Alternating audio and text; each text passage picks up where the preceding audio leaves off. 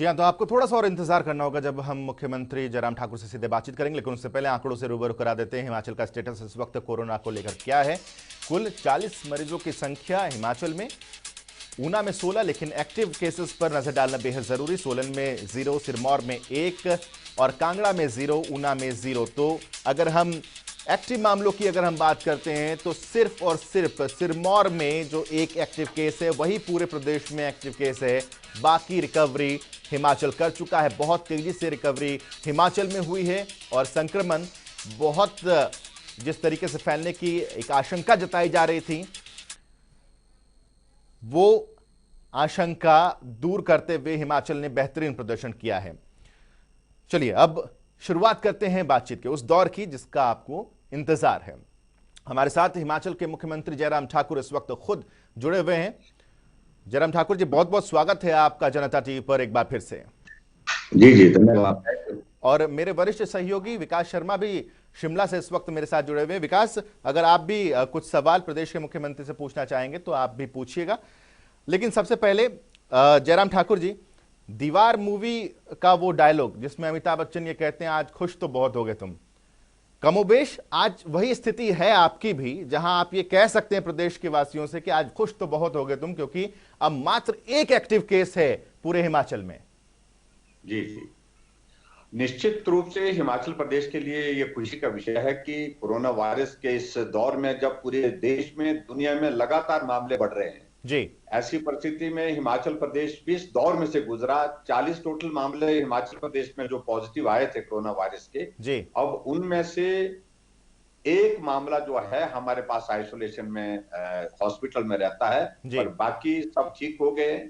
और इस बात को लेकर के निश्चित रूप से खुशी तो है, लेकिन फिर भी बहुत आने वाले समय में सावधानी और एहतियात बरतने की अभी भी जरूरत है। बतौर मुख्यमंत्री कितनी खुशी आपको है जयराम ठाकुर जी, क्योंकि हम देख रहे हैं पूरे हिंदुस्तान का हाल कि किस तरीके से लगातार संक्रमण जो है वो बढ़ता चला जा रहा है। हरियाणा जिसने बहुत जल्दी रिकवरी भी किया था, 72% जिसके रिकवरी रेट था, वो भी लगातार घटता चला जा रहा है। लेकिन हिमाचल में रिकवरी रेट भी अच्छा और संक्रमण बहुत ना के बराबर फैल रहा है। जो स्वाभाविक रूप से सारे प्रदेशवासियों के लिए खुशी का विषय है, हमारे लिए तो है ही है।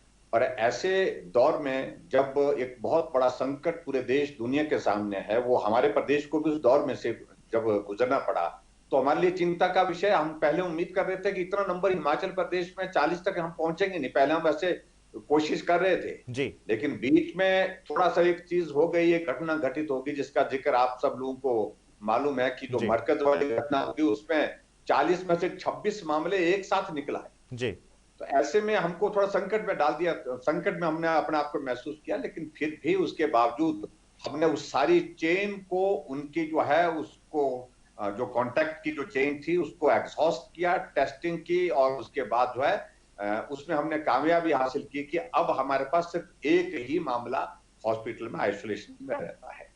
जी।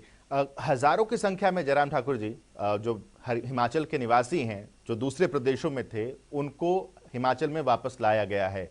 बहुत बार ऐसा होता है कि ये एक कदम खुद पर बैकफायर कर जाता है। इसको लेकर कितनी सावधानियां आप लोगों ने बरती और आगे किस तरीके से सावधानियां बरती जाएंगी? स्वाभाविक रूप से ये हमारे लिए चिंता का विषय निश्चित रूप से रहा कि हिमाचल के बहुत सारे लोग जो है दूसरे प्रदेशों में फंसे हुए थे, उनको लाना, वापिस लाना, ये ऐसे दौर में लाना जब संक्रमण फैल रहा है, तो उसमें कठिन काम था। और उस कठिन काम में भी मुझे इस बात का संतोष है कि जिन लोगों को लाए हमने बहुत एहतियात के साथ लाया उनको। जी जैसे हमने भले ही बच्चे वहां से लाए, कोटा से लाए, लेकिन उनको जो है क्वारंटीन में रखा, उनके प्रॉपर टेस्ट किए। टेस्ट करने के बाद जब उनके टेस्ट की रिपोर्ट आई, कोविड टेस्ट किया, और उसके बाद रिपोर्ट आई, जब सब नेगेटिव हुए उसके बाद उनको घर भेजा। उसी तरह से हिमाचल के दूसरे प्रदेशों में फंसे हुए लोग हैं उनको भी जब ला रहे हैं तो जी बहुत स्ट्रिक्ट चेकअप के साथ साथ में जो होम क्वारंटीन की जो है हमने सख्त व्यवस्था की है, उसके परिणाम स्वरूप अभी तक मैं कह सकता हूं कि अभी तक तो बेहतर है। और देवी देवताओं के आशीर्वाद से, क्योंकि हिमाचल देवभूमि के नाम से जाना जाता है, तभी देवी देवताओं का आशीर्वाद निश्चित रूप से है। और ऐसे में लगता है कि हिमाचल बेहतर रहेगा आने वाले समय में भी। जी। मेरे सहयोगी विकास भी हमारे साथ जयराम ठाकुर जी जुड़े हुए हैं शिमला से। विकास, जी। आपका कोई सवाल हो मुख्यमंत्री जयराम ठाकुर के लिए?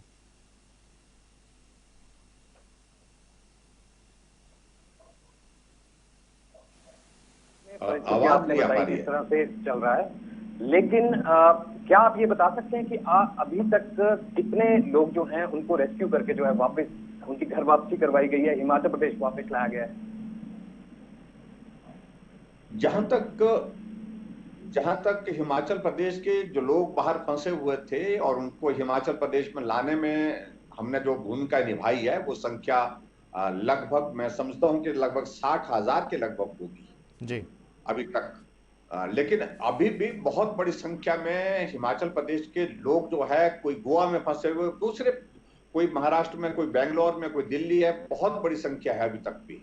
और जो अभी हिमाचल प्रदेश में हमने लाए हैं लोग जो है, उनका जो है मॉनिटरिंग, उनकी क्वारंटाइन की जो है, होम क्वारंटाइन की बहुत सख्त की है, बहुत सख्त की है। कोई भी अगर लापरवाही करेगा तो उनको फिर होम क्वारंटाइन से शिफ्ट कर दिया जाएगा जो हमारे इंस्टीट्यूशनल क्वारंटीन में है। तो जी। इसलिए बहुत सख्ती के साथ हमने कोशिश की है। और अभी भी हिमाचल प्रदेश में तो आपको मालूम है कि बाकी जगह लॉकडाउन है, लेकिन हिमाचल में हमने अभी तक भी कर्फ्यू को जारी रखा हुआ है। बिल्कुल जयराम जी, अब अगला सवाल ये यहाँ पर खड़ा हो जाता है कि इतने सारे लोग जो हैं जिनको आप बोल रहे हैं कि अब होम क्वारंटीन इनको किया जा रहा है, लेकिन क्या कोरोना वायरस एंट्री उसकी दोबारा ना हो जाए? क्योंकि अब हिमाचल प्रदेश बढ़ रहा है आगे की तरफ कि अब कोरोना फ्री राज्य जो है वो जल्द ही होने वाला है। जैसे कि आज भी एक ही केस जो है अब बाकी बचा है और जो पॉजिटिव केस है कोरोना वायरस का। तो ऐसे में सरकार का क्या प्लान है, किस तरह से आगे जो है अब ये सुविधाएं जो है वो स्वास्थ्य सुविधाओं को लेकर अगर प्रश्न पूछा जाए कि किस तरह से अब चेक इन सब लोगों का किया जाएगा, होम क्वारंटीन तो इनको किया जाएगा, क्या बॉर्डर एरियाज पे आपको नहीं लगता कि वहां पर बहुत भीड़ हो गई है जिसको जो है वो नहीं देख पा रही है राज्य सरकार भी और वहां का जिला प्रशासन? ये कुछ बातें निश्चित रूप से हैं जिस पर हम भी थोड़ा चिंतित हैं, क्योंकि बड़ी संख्या में जब हिमाचल प्रदेश में उन लोगों का आना हुआ है तो एकदम उनकी सबकी टेस्टिंग, उनका कोविड टेस्ट करने में कठिनाई आ रही है। और कोविड टेस्ट करना मैं समझता हूँ आवश्यक भी नहीं है। जहां कुछ लोग तो ऐसे हैं जिन प्रदेशों से आ रहे हैं वहां पर भी उनका टेस्ट हुआ है। और उसके साथ साथ में हिमाचल प्रदेश में एंटर होने के बाद, प्रवेश होने के पश्चात, हमने हिमाचल प्रदेश में भी उनका एग्जामिन किया है, मेडिकली उनको एग्जामिन किया गया है, प्रॉपरली किया गया है। और जिनको भी थोड़ा सा ILI का सिम्टम लगते हैं, जिनको फ्लू के सिम्टम लगते हैं, उनको टेस्ट के लिए भेज रहे हैं। और होम क्वारंटीन की व्यवस्था हमने बहुत सख्ती से की है और उसमें पंचायती राज संस्थाओं के और हमारे नगर परिषद, नगर पंचायतों के चुने हुए प्रतिनिधि, उनकी भी जिम्मेवारी तय की है। अगर वो भी लापरवाही करेंगे उसमें तो उनके खिलाफ भी कार्रवाई का प्रावधान हमने उसमें जोड़ा हुआ है। और ऐसे में हमारी स्पेशल टीम जो है, एक एक आदमी के घर में जो बाहर से आए हैं उनका रिकॉर्ड मेंटेन किया, उनके घर में जा करके उनको मॉनिटर करेगी, जैसे हमने एक्टिव केस फाइंडिंग का किया था, ACF का किया था, और जिसमें पूरे हिमाचल प्रदेश की टोटल पॉपुलेशन को हमने जो है वो उसकी स्क्रीनिंग की है। उसी तरह से जो नए लोग आ रहे हैं हिमाचल प्रदेश में बाहर से, उनकी भी इसी प्रकार से स्क्रीनिंग करेंगे और जिनका आवश्यक लगेगा उनका जो है कोविड टेस्ट किया जाएगा।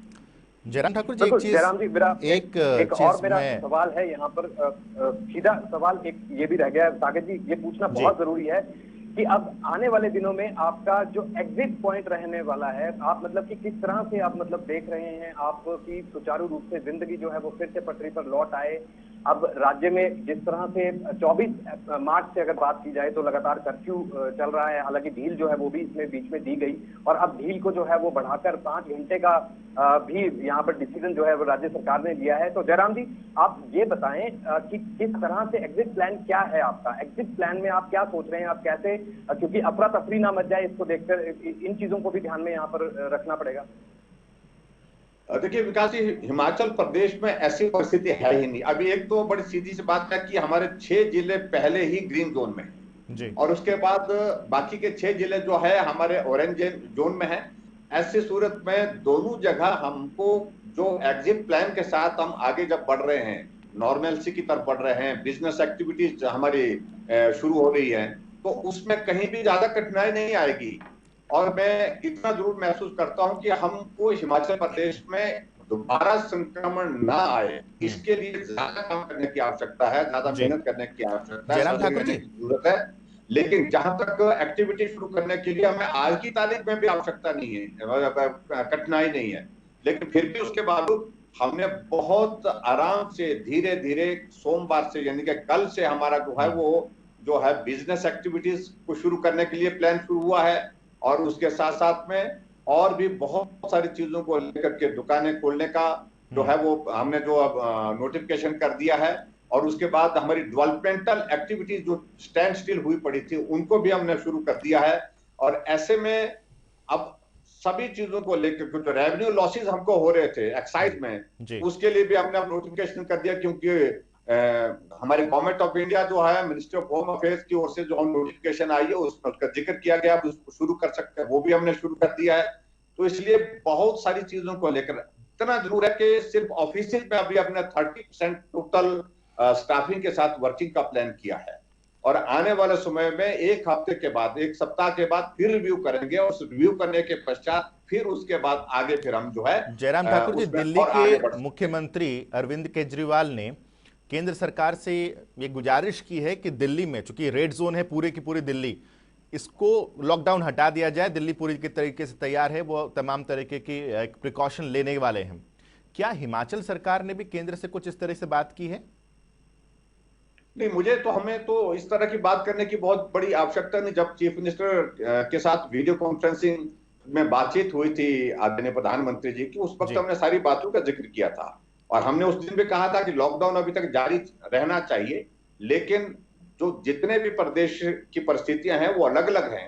हमारा कंपैरिजन महाराष्ट्र के साथ नहीं हो सकता, गुजरात के साथ नहीं हो सकता, दिल्ली हरियाणा के साथ नहीं हो सकता। जहां कम मामले आ रहे हैं, जहां बहुत कम मामले रह गए हैं, ऐसे में वहां पर जो है आर्थिक गतिविधि शुरू करने के लिए हमको इजाजत मिलनी चाहिए। और आदरणीय प्रधानमंत्री जी ने स्वीकार भी किया, जो नोटिफिकेशन अभी मिनिस्ट्री ऑफ होम अफेयर्स की ओर से जो आई है उसमें इस बात का जिक्र है कि जहां ग्रीन जोन है वहां पर जो है हम इकोनॉमिक एक्टिविटी शुरू कर सकते हैं, बिजनेस एक्टिविटी शुरू कर सकते हैं।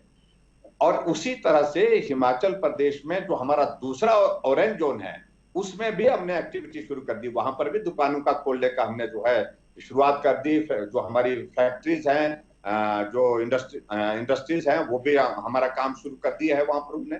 तो ऐसे में मुझे नहीं लगता कि कहीं हमको कठिनाई आएगी, लेकिन इतना जरूर है कि इस सारे लॉकडाउन में जहां आर्थिक दृष्टि से देश को नुकसान हुआ है, प्रदेश को भी बहुत बड़ा नुकसान हुआ है। जी जयराम ठाकुर जी, 4 मई से शराब की दुकानें खोलने की बात आई है सामने, 31 तारीख तक पुरानी आबकारी नीति। अब क्या नई आबकारी नीति में जैसे हरियाणा में भी कोविड सेस के नाम से शराब पर कुछ एक टैक्स, अतिरिक्त टैक्स लगाया गया है, क्या हिमाचल सरकार भी इस तरह से कुछ प्लान कर रही? हम विचार कर रहे हैं कि आने वाले समय में हमारे जो रिसोर्सेज और कैसे बढ़ सकते हैं, इस तरह से ये सारे मामले अभी विचाराधीन है। हमने एक टास्क फोर्स का गठन किया है, और टास्क फोर्स भी इन सारी चीजों को एग्जामिन कर रहे हैं, और कैबिनेट सब कमेटी बनाई है इन चीजों के लिए। जो हमारी कैबिनेट आने वाले समय में 8 तारीख को कैबिनेट है, उसमें हम बहुत विस्तार से चर्चा करेंगे, और क्या क्या माध्यम हो सकते हैं, रास्ते हो सकते हैं हिमाचल प्रदेश की आर्थिकी को थोड़ा सा संभालने के लिए, उस दृष्टि से भी हम बातचीत करेंगे। मैं फिर से चलता हूं विकास के पास। विकास, आप कुछ जानना चाहेंगे? और बिल्कुल जयराम जी, एक बात यहाँ आपसे जाननी बहुत जरूरी है। जनता के कई सवाल हैं जिनका जवाब जो है वो राज्य सरकार की तरफ से अभी तक नहीं आया है। आप ये मानते हैं कि एक लंबा अरसा हो गया है और लोग जो हैं वो अपने घरों में बंद हैं, कैद हैं। हालांकि राज्य सरकार जो है ये दावा करती रही है कि हर सुविधा जो है वो दी जाएगी और किसी भी चीज की कोई तंगी जो है वो यहाँ पर नहीं होगी। लेकिन सवाल ये है कि क्या हिमाचल प्रदेश में जो आर्थिक रूप से जिस तरह से बड़ा एक नुकसान हुआ है, चाहे आप टूरिज्म की बात करने जाए, टूरिज्म जो है वो पूरी तरह से इस समय खत्म हो गया है।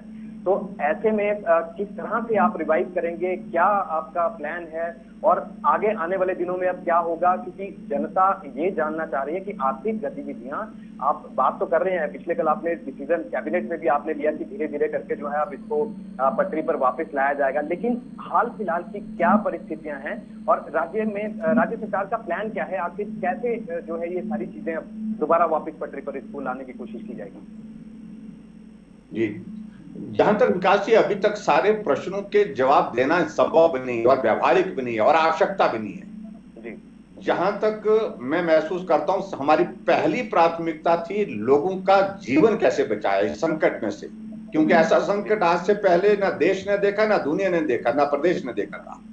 ये अलग तरह की परिस्थिति, इसका कंपैरिजन बाकी हालात के साथ नहीं किया जा सकता है और इसलिए आवश्यक था कि सबसे पहले हम इस लड़ाई को किस प्रकार से लड़ करके जीते। पहली लड़ाई ये थी और उसके पश्चात जो है अगला जो जहां हमको आवश्यक लगा कि ये जो संकट आया है, इस संकट के दौर में जहां देश ने निर्णय किया है, आदरणीय प्रधानमंत्री जी ने एक निर्णय किया कि सबको एक परिस्थिति में बांध करके हमको चलना चाहिए, मिलकर के चलना चाहिए। उन्होंने लॉकडाउन की घोषणा की और वो बहुत आवश्यक था और उसका पालन करना और लोगों से उसका पालन करवाना ये बहुत बड़ा आवश्यक था। और ऐसी परिस्थिति में लोगों तक जो है सारी व्यवस्थाएं पहुंचे, राशन की कमी ना हो, लोगों के लिए खाने पीने की किसी समस्या का मतलब कोई संकट ना हो, चाहे बाहर का हमारा लेबर का आदमी है, चाहे कोई अपने स्टेट का गरीब आदमी है, किसी को कोई संकट नहीं होना चाहिए। ये प्राथमिकता थी और जिसका हमने जवाब दिया है। एक भी हिमाचल प्रदेश में एक भी मामला ऐसा नहीं कि जहां किसी आदमी को परेशानी भोजन की हुई हो, कठिनाई हुई हो, तो हमने वो सारी चीजें की है। लेकिन जहां अगले प्लान की बात है उसके लिए वक्त लगेगा। हम इस बात को मानते हैं, टूरिज्म बहुत डैमेज हुआ है। टूरिज्म हमारा सेक्टर जो हिमाचल प्रदेश में रोजगार और आय का एक बहुत बड़ा माध्यम था, उसमें बहुत बड़ा नुकसान हुआ, क्योंकि अब वक्त लगेगा देश को संभलने के लिए, प्रदेश को भी संभलने के लिए। और जब तक के लिए सारा ये दौर आएगा तब तक के लिए हमारा ये टूरिस्ट सीजन तब तक ये प्रभावित होगा, निश्चित रूप से होगा। लेकिन इसके अलावा और क्या माध्यम हो सकते हैं और क्या क्या चीजें हो सकती हैं, इन चीजों को लेकर के हमने सभी डिपार्टमेंट के माध्यम से योजना बनानी शुरू कर दिया कि आने वाले समय में हेल्थ में क्या प्रायोरिटीज होनी चाहिए, हेल्थ के सेक्टर में कैसे करना है, पीडब्ल्यू में हमने वर्किंग कैसे करनी है, आईपीएच में कैसे, सभी सेक्टर में, एग्रीकल्चर के सेक्टर में, हॉर्टिकल्चर के सेक्टर में। और मैं उम्मीद करता हूं एग्रीकल्चर और हॉर्टिकल्चर दो सेक्टर ऐसे हैं जो बहुत बड़ी ताकत इस वक्त हमको दे सकते हैं। चलिए जयराम ठाकुर जी, आपने वक्त निकाला, हमसे बातचीत की और हिमाचल जिस तरीके से आगे बढ़ रहा है और तरक्की कर रहा है, कम से कम कोरोना के मामले में हिमाचल ने पूरे देश को दिखाया है कि वो किस तरीके से इस एक महामारी को रोक सकते हैं। शुभकामनाएं हमारी तरफ से जल्द हिमाचल वापस पटरी पर लौटे, हम यही चाहते हैं। बहुत बहुत शुक्रिया जयराम ठाकुर जी, बहुत बहुत शुक्रिया विकास हमसे जुड़ने के लिए, बातचीत के लिए बहुत बहुत शुक्रिया आपका। तो ये कुछ अहम बातें जो कही गई हिमाचल के मुख्यमंत्री की तरफ से, और सबसे अहम बात यह है कि अब व्यवसाय और आर्थिक दृष्टिकोण से सोचने के लिए पूरी तरीके से जयराम ठाकुर की सरकार तैयार है। तो इसी के साथ हमारी आज की पेशकश में बस इतना ही। छोटे से ब्रेक के लिए रुक रहे हैं, ब्रेक के बाद भी खबरों का सिलसिला लगातार जारी रहेगा।